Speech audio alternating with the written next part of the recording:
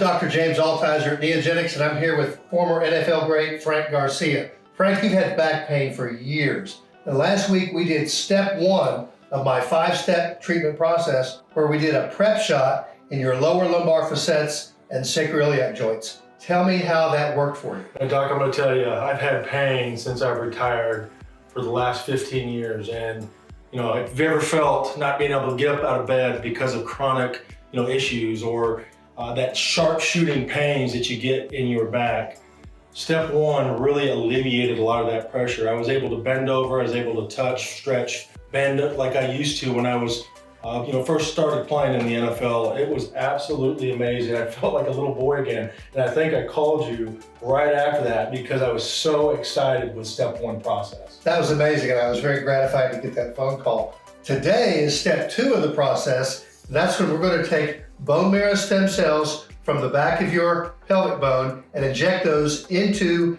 your damaged areas of your lower lumbar spine, the facet joints and the sacroiliac joints. So folks, stay tuned with Frank's story and you'll see his improvement.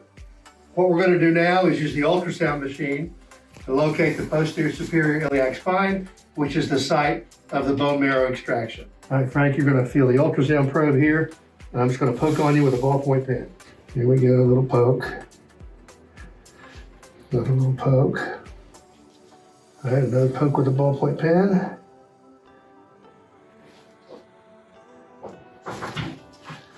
Okay, and that locates the spot for the bone marrow. Now we've done the first step, which is locating the posterior iliac spine with ultrasound, and in a few minutes we're going to get ready to start the bone marrow extraction procedure.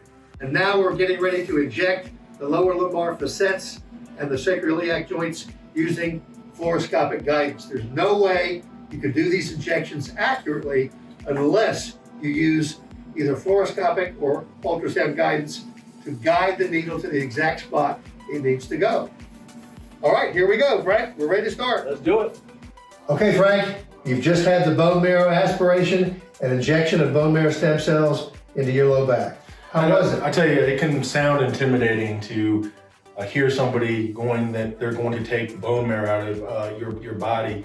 And I don't know how people do that without the specifics that you guys use with machines, finding and locating the exact spots that it needs to go in and come out of. It was painless. It was quick. It was easy. And I tell you what, I can't wait to feel the results. If it feels anything like it did with the first shots, I am super excited for what is about ready to take place with this second treatment. You raise an important point, Frank, and that is to properly do these injections in the low back, you have to use image guidance. You have to be able to see the joints to know where you're putting the stem cells. And that takes either X-ray fluoroscopy or ultrasound, one or the other. You cannot do these injections properly unless you use some type of real-time imaging, like we do. I can absolutely see why, because without having the doctor and the specifics in his eyes for him, it's basically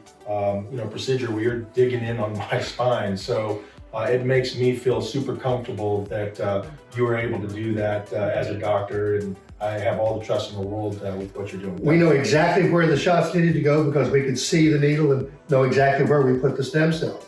So that's important. So stay tuned, folks, and we'll keep you up to date on Frank's progress.